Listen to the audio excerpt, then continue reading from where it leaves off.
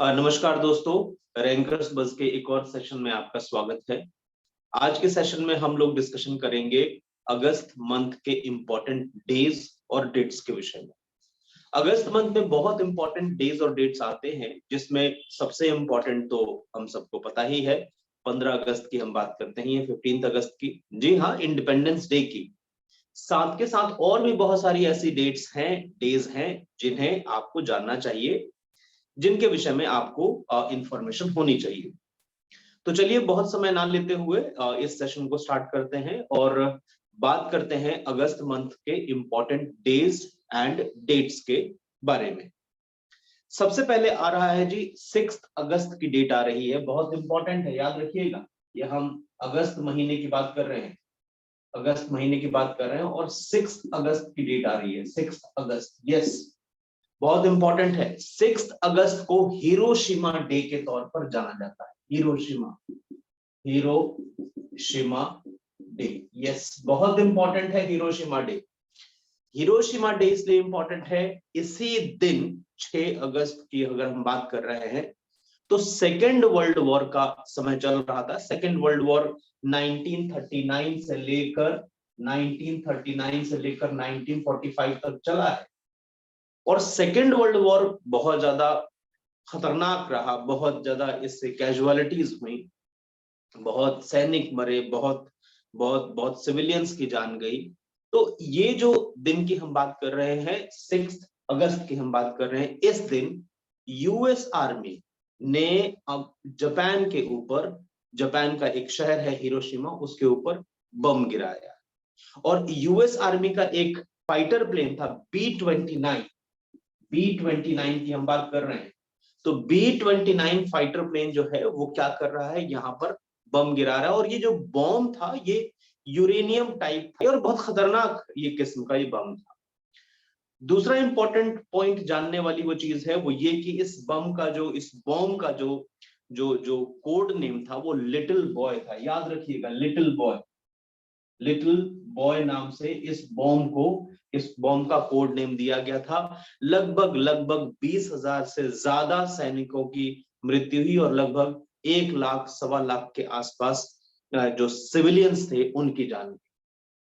एक और important point है कि ये वर्ल्ड वॉर 2 को थोड़ा सा एक आध पॉइंट हमें जान लेना बहुत जरूरी है कि वर्ल्ड वॉर 2 की शुरुआत क्यों हो रही है। जैसा कि हमें पता है कि वर्ल्ड वॉर 1 भी हुआ और वर्ल्ड वॉर 1 में बहुत सारी चीजें आई। तो वर्ल्ड वॉर 1 में 2 ग्रुप बने थे। 2 ग्रुप में एक था एक्सिस, एक अलाइड पावर्स थी, और दूसरी अगर हम बात कहते हैं वो दूसरी सेंट्रल पावर्स थी। एक्सिस, सॉरी, अलाइड पावर्स की अगर बात कीजिएगा वहां great Britain, France, Russia, Italy, Romania, Canada, US, ये सारे के सारे जो कंट्रीज थी ये अलाइड ग्रुप में बनी। और जो जो आपके सेंट्रल जो पावर्स थी उसमें Germany, Hungary, Bulgaria, Ottoman empire, ये लोग सेंट्रल पावर्स में रहे। बावजूद इसके जो युद्ध हो रहा है उसमें जो अलाइड पावर है वो क्या कर रही है, वो जीत हासिल कर रही है और यहां पर जर्मनी को कंट्रोल करने की बात आ रही है। जर्मनी को कंट्रोल किया गया और जर्मनी को इस विषय पर या इस पॉइंट पर लाया गया कि उसको कॉम्प्रोमाइज मोड में लेके आया जाना पड़े और उसको सारे के सारे ये जो युद्ध का जितना भी था, ये वर्ल्ड वॉर 1 का जो जितना भी ये होने की शुरुआत थी, ये सारा का सारा उसके मध्य मर देने की बात कही गई, ये उसके हो गया। ये सब हुआ कहाँ, ये ट्रीटी ऑफ वर्सेल्स में हुआ, जो फ्रांस की हम बात करते हैं, ट्रीटी ऑफ वर्सेल, वहां पर ये सारी की सारी चीजें हो रही हैं। ये सब चीजें होने के बाद उसके ऊपर, जर्मनी के ऊपर कंट्रोल किया गया, कंट्रोल लगाया गया कि आप अपनी मिलिट्री नहीं बढ़ाएंगे। मगर धीरे धीरे जर्मनी को ये नासूर की तरह चुभता गया और लगा कि यार ये तो हमारी बेइज्जती हो रही है, हमारी बेइज्जती हो रही है। और अल्टीमेटली जो नेशनलिज्म का जो जो निकल के आई बात, वो नेशनलिज्म धीरे धीरे जर्मनी के अंदर आता गया और उसके बाद से ये वर्ल्ड वॉर का कहीं ना कहीं रास्ता तैयार हुआ। वर्ल्ड वॉर 2 की अगर आप बात कीजिएगा तो वर्ल्ड वॉर 2 में कुछ चीजें आई। वर्ल्ड वॉर 2 में अगर आप देखिएगा तो वर्ल्ड वॉर 2 में भी 2 ग्रुप बन गए और वर्ल्ड वॉर 2 में 2 ग्रुप बन रहे हैं, एक एक्सिस ग्रुप है, दूसरा अलाइड ग्रुप है।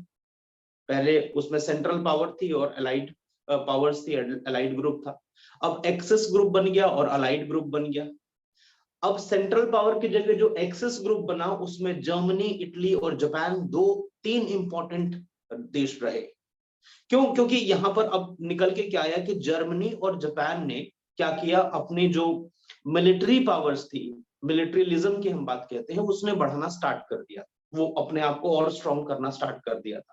तो जर्मनी को उस समय रूल करने वाला जो व्यक्ति था एडोल्फ हिटलर की बात कहते हैं, इटली में हम बेनिटो मुसोलिनी की बात करते हैं, और जापान के जो एम्पायर की बात करते हैं हिरोहितो की बात करते हैं। ये 3 लोग जो थे, ये तीनों लोग जो थे उस समय बड़े पावरफुल थे। और अगर आप अलाइड पावर्स में देखिएगा तो अलाइड पावर्स में चीजें आ गई थी, उसमें जो कंट्रीज थी great Britain, US, Soviet union. Great Britain के जो पीएम थे, बड़ी पावर उनके पास थी, विंस्टन चर्चिल की बात करते हैं। यूएस के प्रेसिडेंट जो थे वो फ्रैंकलिन डी रूजवेल्ट की हम बात करते हैं, या सोवियत के जो प्रीमियर थे जोसेफ स्टालिन की।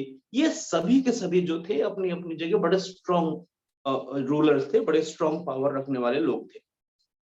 तो ये सारी की सारी कहानी बन रही है, और सारी की सारी कहानी की वजह से जो निकल के आया उसमें ये निकल के आया कि अल्टीमेटली 6 अगस्त को यूएसए ने, यूनाइटेड स्टेट्स की जो आर्मी थी उसने, उसका जो बॉम्बर था B-29, उसने हिरोशिमा पर बॉम्ब गिरा दिया। तो एक ये डेट याद रखने वाली बात है, ये मैंने आपको डिटेल में कुछ चीजें बताने की कोशिश करी, और भी बहुत सारी चीजें हैं, बट हाँ इस डेट से रिलेटेड ये चीज हमें याद रखना बहुत जरूरी है। इसके 3 दिन बाद बात करते हैं एक और डेट की, 6 अगस्त की बात कर रहे हैं। इसके 3 दिन बाद एक और डेट को याद करने की कोशिश करते हैं, और वो है 9 अगस्त। हम बात कर रहे हैं 9 अगस्त की। जी हाँ, 9 अगस्त को भी याद करना बहुत जरूरी है, और 9 अगस्त को हम याद करते हैं नागासाकी डे की वजह से। Nagasaki day, Nagasaki day, yes. जैसा कि आप जानते हैं हिरोशिमा डे जब हिरोशिमा पर बॉम्ब गिराया गया, और ये नागासाकी डे जब नागासाकी पर बॉम्ब गिराया गया। उसकी अगर हम बात कर रहे थे तो वहां पर लिटिल बॉय नाम का, कोड नेम नाम का जो बॉम्ब था, एटम बॉम्ब का हम बात करते हैं, एटॉमिक बॉम्ब की बात करते हैं, उसको वहां पर गिराया गया। और यहाँ जो गिराया गया वो फैट मैन नाम से, यस, कोड नेम था इसका फैट मैन, यस, याद रखिएगा, फैट मैन नाम का एक बॉम्ब गिराया गया। ये भी एटॉमिक मींस ये भी एटम बॉम्ब ही था।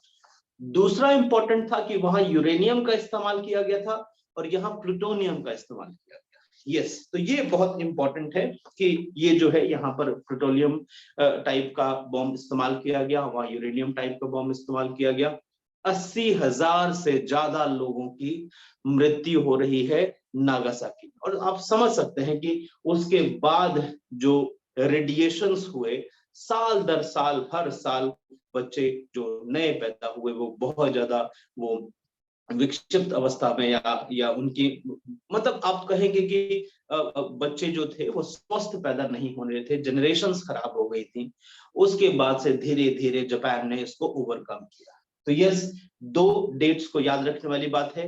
6 अगस्त बात कर रहे हैं हिरोशिमा डे, और 9 अगस्त की बात कर रहे हैं वो है नागासाकी डे। एक और डेट की बात करते हैं, 9 अगस्त की ही बात करेंगे। क्यों? क्योंकि 9 अगस्त को बहुत इंपॉर्टेंट चीजें हुई हैं और बहुत इंपॉर्टेंट इंसिडेंट हुए, उन सबको जानना जरूरी है। बात करते हैं 9 अगस्त की, और 9 अगस्त को जानते हैं और बात करते हैं वर्ल्ड ट्राइबल डे। वर्ल्ड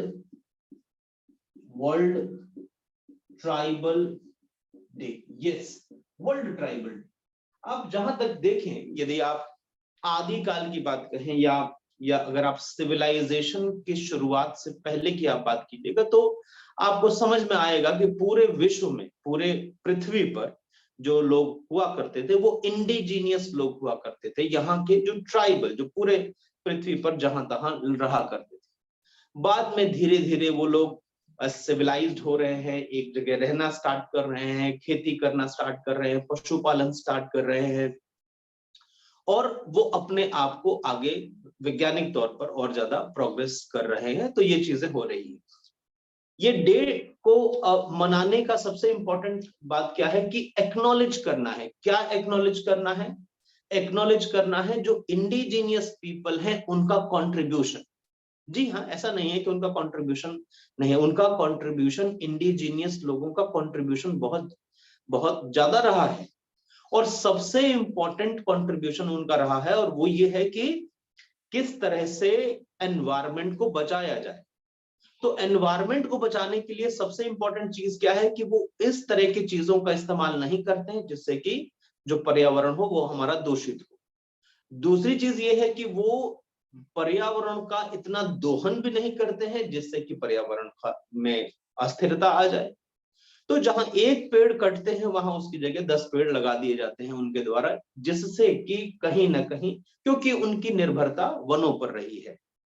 तो ये इंपॉर्टेंट चीज है कि उनकी जो कंट्रीब्यूशन है वर्ल्ड में या विश्व में, जो उनका कंट्रीब्यूशन रहा है कि किस तरह से वर्ल्ड के इश्यूज को या एनवायरमेंट प्रोटेक्शन की अगर हम बात करें, इन सब चीजों को एड्रेस करने के लिए उनका कंट्रीब्यूशन को एक्नॉलेज करने के लिए ये डेट को मनाया जाता है। अब दूसरा इंपॉर्टेंट पॉइंट है कि मनाया कब से जाने रहा है। यस, हमें याद रखना चाहिए, सिंस 1982, सन 1982 की हम बात करते हैं। जिनीवा स्विट्जरलैंड, जिनीवा स्विट्जरलैंड की हम बात करते हैं।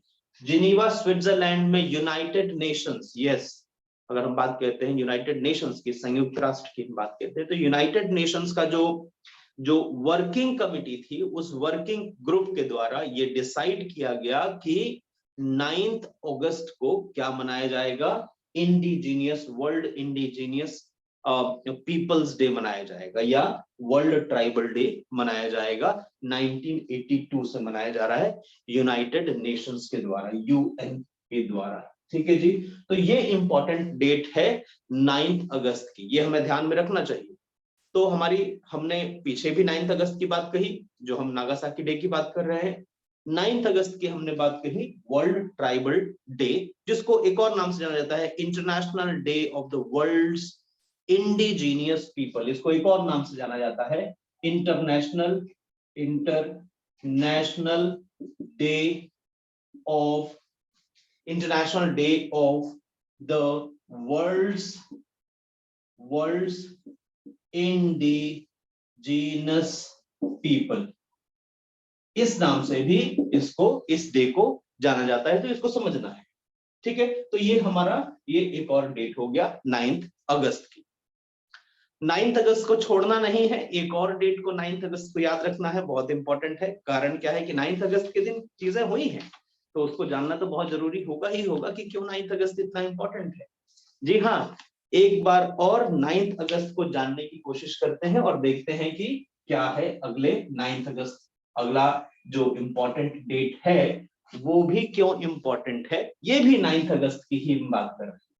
9 अगस्त, ये हम बात कर रहे हैं, इसको हम बोलते हैं अगस्त क्रांति दिवस।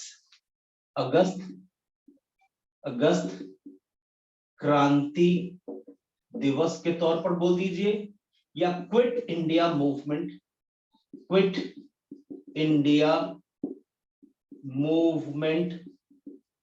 एनिवर्सरी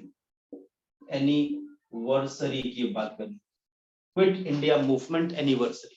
जी हाँ, आप अगस्त क्रांति दिवस के तौर पर जान लीजिए या quit India movement anniversary day के तौर पर इसको जान लीजिए। यस, हम बात कर रहे हैं 1942 की, 1942 की हम बात कर रहे हैं, और 1942 में क्विट इंडिया मूवमेंट प्रारंभ हुआ। 1942 कारण क्या था? इससे पहले बहुत सारी चीजें थी, बहुत सारी चीजें हुई हैं। इसमें नॉन कोऑपरेशन मूवमेंट बहुत पावरफुल एक मूवमेंट रहा है, और इंडियन नेशनल कांग्रेस चाह रही थी कि एक और ऐसा मूवमेंट चलाया जाए जिससे कि ब्रिटिशर्स पर दबाव पड़े। और दबाव पड़ेगा तो बिल्कुल जाहिर सी बात है कि हम दबाव क्यों डालना चाह रहे हैं? दबाव डालने का कारण है कि हमें आजादी मिले। तो इंडियन नेशनल कांग्रेस चाह रही थी कि इस तरह का एक और जबरदस्त जो है वो वो एक और मूवमेंट चले और उनके ऊपर दबाव पड़े। इसके लिए 8 अगस्त को बॉम्बे में, बॉम्बे का एक अगर हम बात कर रहे हैं तो बॉम्बे में इस तरह का एक अधिवेशन हुआ क्विट इंडिया, इसका इंडियन नेशनल कांग्रेस का। और वहां पर रात में, शाम को, मतलब सब जब डिसाइड हो गया तो वहां पर क्या किया गया जी, वहां पर एक गांधी जी द्वारा एक स्लोगन दिया गया और उस स्लोगन का नाम था डू और डाई। डू और डाई, करो या मरो का एक स्लोगन दिया गया। और ये इसलिए दिया गया क्योंकि रहे थे कि भाई जल्दी से जल्दी यहां से वो लोग जाएं। कौन जाए भाई? ब्रिटिशर्स जाएं और हमें, हमारी जो हमारा देश है वो हमारे को वापस देके चले जाएं, क्योंकि हम इसको खुद से रूल करना चाहते हैं। ये चीजें यहां से आई। अब बात आती है जी कि ऐसा क्यों हुआ, ऐसा क्यों होता है? तो गोवालिया टैंक, बॉम्बे की हम बात करते हैं, वहां पर गोवालिया टैंक, गोवालिया टैंक की हम बात करते हैं, गोवालिया टैंक बॉम्बे। यहाँ पर उस समय बॉम्बे का नाम था, मुंबई का नाम बॉम्बे हुआ करता था, तो आज हम मुंबई कह रहे हैं, ठीक है कि नहीं है? तो बॉम्बे नाम से जाना जाता था, ठीक है। तो ये वहां पर ऑल इंडिया वर्किंग कमेटी की मीटिंग हो रही है और ये डिसाइड हो रहा है कि हम आगे एक नया मूवमेंट स्टार्ट करेंगे जिससे कि ब्रिटिशर्स पर प्रभाव पड़े, दबाव पड़े और हमें आजादी मिले, या जो भी एक्शन करना है वो हो। जैसे ये डिसाइड किया गया, कांग्रेस को इलीगल, जो जो ब्रिटिशर्स थे उन्होंने कांग्रेस को इलीगल घोषित कर दिया कि ये इलीगल है, गैर कानूनी है, ये कोई, हम नहीं मानते इसे। और जैसे ही इलीगल घोषित किया गया, जो प्रोमिनेंट लीडर्स थे, प्रोमिनेंट लीडर्स में आप जवाहरलाल नेहरू की बात कर सकते हैं, वल्लभ भाई पटेल की बात कर सकते हैं, ये लोगों को क्या कर दिया गया? अरेस्ट कर दिया। और उसके बाद से आप जान सकते हैं, जब किसी लीडर को अरेस्ट किया जाएगा तो मास पीपल क्या करेगी? जो लोग थे वो उग्र हो गए, और उग्र होने की वजह से उन्होंने आगजनी करना स्टार्ट कर दिया, बसेस को जलाना स्टार्ट कर दिया, जितने भी सरकारी संस्थाएं थे उन सब पे अटैक करना, चाहे वो पुलिस स्टेशन हो, पोस्ट ऑफिसेज हो, रेलवेज हो, इन सबको अटैक करना स्टार्ट कर दिया, जलाना स्टार्ट कर दिया। टेलीग्राम की या टेलीफोन की लाइंस जो हैं वो काट दी गई, ठीक है। ये सारी सारी चीजें करी गई। और हमें ये याद रखना चाहिए कि आजादी की लड़ाई में जो अंतिम, जो मास मूवमेंट जो रहा, जो बहुत उग्र रहा, बहुत स्ट्रॉन्ग रहा, वो यही रहा, क्विट इंडिया मूवमेंट। तो ये सारे का सारी कहानी हो रही है। 8 अगस्त की रात को ये डिसाइड कर रहा है और 9 तारीख को, यस, वो 9 ही माना जाएगा, इसीलिए 9 अगस्त को क्विट इंडिया मूवमेंट के तौर पर जाना जाता है। ये इंपॉर्टेंट डेट है हमारे पास। तो आप समझ गए होंगे कि 9 दिसंबर को, 9 दिसंबर की डेट्स 3 इंपॉर्टेंट हो गई, और किस लिए ये इंपॉर्टेंट है ये हमने आपको डिस्कशन में देखा। एक और डेट हम बात करेंगे, 15 अगस्त। 15 अगस्त की डेट को कैसे भूल सकते हैं आप लोग? 15 अगस्त की डेट बहुत ज्यादा इंपॉर्टेंट है, और हम सभी के जीवन, जितने भी भारतवासी हैं उन सभी के जीवन के लिए ये एक, आप समझ लीजिए कि ये वो क्षण था जब हम लोग स्वतंत्र हवा में सांस ले रहे थे। जी हाँ, हम बात कर रहे हैं 15 अगस्त, 15 अगस्त की। इस डेट को याद करवाने की जरूरत किसी को भी नहीं है, ये तो स्वतः ही याद रहती है, मगर फिर भी यस, 15 अगस्त की डेट है independence day, India's independence day, India's independence day. आप जानते हैं कि अंतिम जो वायसरॉय हुए, लॉर्ड माउंटबेटन, तो लॉर्ड माउंटबेटन का प्लान रहा, लॉर्ड माउंटबेटन ने प्लान बनाया, डिवीजन का प्लान बनाया। क्या था? तो भारत के 2 टुकड़े कर दिए गए, एक पूर्वी पाकिस्तान और एक पश्चिमी पाकिस्तान के तौर पर, और मुख्य भारत रहा। मुख्य भारत में भी अगर हम बात करते हैं तो इसमें जो जो ब्रिटिशर्स के द्वारा रन किया जाने वाला एरिया था वो एक अलग था, और दूसरा था आपके पास वो एरिया जो कि प्रिंसली स्टेट्स हुआ करते थे। बाद में जो हमारे लीडर्स थे, जिसमें सबसे इंपॉर्टेंट नाम सरदार वल्लभ भाई पटेल का आ रहा है, उन्होंने आगे बढ़कर कमान संभाली और जितने भी प्रिंसली स्टेट्स थे उनको भारत में एकीकृत किया, जोड़ा, और क्या एक ऐसा भारत बनाया जो कि एक स्ट्रॉन्ग राष्ट्र बना। और आज भी हम लोग प्राउड करते हैं अपने देश पर। दूसरा इंपॉर्टेंट पॉइंट याद रखना है कि 15 अगस्त को आजाद होने के बाद से हम ये देखेंगे कि जो हमारे पहले जो गवर्नर बने, अगर आप देखिएगा जो इंडिपेंडेंट इंडिया के जो पहले गवर्नर जनरल बन रहे हैं वो लॉर्ड माउंटबेटन को ही बनाया जा रहा है, मगर बाद में जो फर्स्ट इंडियन गवर्नर बन रहे हैं, गवर्नर जनरल बन रहे हैं, वो सी राजगोपालचारी बन रहे हैं। याद रखने वाली एक और बात है कि 15 अगस्त 1947 की अगर हम बात कहते हैं, 1947 को हम आजाद हो रहे हैं, उससे पहले ही कैबिनेट मिशन की रिकमेंडेशन पर क्या हो रहा है जी, हमारे कॉन्स्टिट्यूएंट असेंबली की स्थापना हो गई है और कॉन्स्टिट्यूएंट असेंबली 9 दिसंबर 1946 को अपना कार्य स्टार्ट कर चुका था। मतलब 9 दिसंबर 1946 को उसकी पहली बैठक हुई थी और उसके बाद वो अपना काम कंटिन्यूअसली करता चला जा रहा था, जिससे कि एक ऐसा कॉन्स्टिट्यूशन बनाया जा सके, एक ऐसा संविधान बनाया जा सके जो सबसे शानदार हो, जो सबसे बढ़िया हो। यस, और हमें प्राउड भी होना चाहिए हमारे कॉन्स्टिट्यूशन। तो ये सारी की सारी कहानी चली और 15 अगस्त 1947 को हम आजाद हुए। उसके बाद से एक और डेट हमें याद रखने वाली जरूरी है कि 26 जनवरी 1950 को हम लोग क्या हुए, पूर्ण तौर पर गणतंत्र हो गए, रिपब्लिक हो गए। और उसके बाद से देखिए कि हम लोग छाए हुए हैं। ठीक है, तो ये इंपॉर्टेंट चीजें हैं, ये 15 अगस्त की डेट बहुत इंपॉर्टेंट है।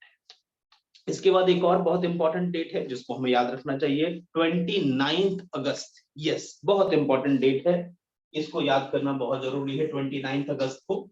29 अगस्त क्यों इंपॉर्टेंट है, इसके विषय में भी हम लोग बात कर लेते हैं। क्या है, 29 अगस्त को जाना जाता है नेशनल स्पोर्ट्स डे के तौर पर। नेशनल स्पोर्ट्स डे के हम तौर पर, नेशनल स्पोर्ट्स डे के तौर पर हमें इसको जानते हैं। अब इसको क्यों बनाया जाता है नेशनल स्पोर्ट्स डे के तौर पर, इसे क्यों मनाया जाता है, इसे भी समझना है। नेशनल स्पोर्ट्स डे 29 अगस्त को इसलिए मनाया जाता है क्योंकि जो हमारे लीजेंड थे, हमारे जो शानदार प्लेयर थे हॉकी के, मेजर ध्यानचंद, यस आपको याद आया होगा, मेजर ध्यानचंद की हम बात कर रहे हैं, मेजर ध्यानचंद की हम बात कर रहे हैं।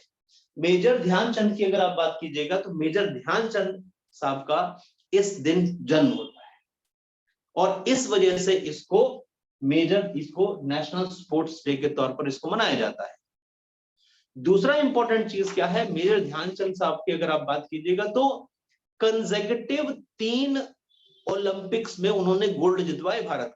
3, हर 4 साल में ओलंपिक होते हैं, तो 3 कंटिन्यूअसली ओलंपिक्स में मेजर ध्यानचंद जो हैं वो भारत को गोल्ड मेडल दिलवा रहे हैं हॉकी में। कौन कौन से साल, 1928, 1932 एंड 1936। ये 3 साल कंटिन्यूअसली हम लोगों ने गोल्ड जीता हॉकी में। और इसमें सबसे बड़ा रोल किसका रहा, ध्यानचंद का रहा, मेजर ध्यानचंद। क्यों, क्योंकि हॉकी के जादूगर थे, ये पता था कि बॉल कहाँ जानी है और किस तरह से उसको मारना है। यस, हॉकी स्टिक से कहाँ मारना है। यस, तो ये जादू होता था उनका। तो ये 3 हॉकी, इन तीनों ओलंपिक्स में हमें गोल्ड मेडल मिला था। एक और इंपॉर्टेंट चीज याद रखने वाली बात है कि ये जो नेशनल स्पोर्ट्स डे जो स्टार्ट किया गया सन 2012 से स्टार्ट किया गया, इन्हीं कोमेमोरेट किया गया इनकी बर्थ को। और दूसरा इंपॉर्टेंट चीज है कि इसी दिन मेजर ध्यानचंद खेल रत्न अवार्ड भी दिया जाता है। क्या दिया जाता है जी, मेजर ध्यानचंद खेल रत्न अवार्ड, ये भी दिया जाता है, इसी दिन दिया जाता है। किसको, एथलीट्स को, जो खिलाड़ी होते हैं जो अलग अलग खेल खेलते हैं किसी भी तरह का, उन सबको मेजर ध्यानचंद खेल रत्न अवार्ड इसी दिन, नेशनल स्पोर्ट्स डे के दिन दिया जाता है। तो ये रहे हमारे अगस्त महीने के इंपॉर्टेंट डेज एंड डेट्स जिनके विषय में हमने इस सेशन में चर्चा की। उम्मीद है ये सेशन आप लोगों को अच्छा लगेगा, ये तो मुझे उम्मीद पक्का है। और यदि आपको सेशन अच्छा लगे, इसमें आपको जो इंपॉर्टेंट चीजें लगती हैं तो अपने दोस्तों के साथ शेयर जरूर कीजिए भाई, आप शेयर करेंगे तो उनको भी ये सब चीजें बहुत समझ में आएंगी और उनके लिए भी बड़ी लाभकारी होंगी। अगले सेशन में आपसे फिर मुलाकात होगी सितंबर महीने के जो इम्पोर्टेंट डेज एंड डेट्स हैं। तब तक बहुत बहुत शुक्रिया, नमस्कार।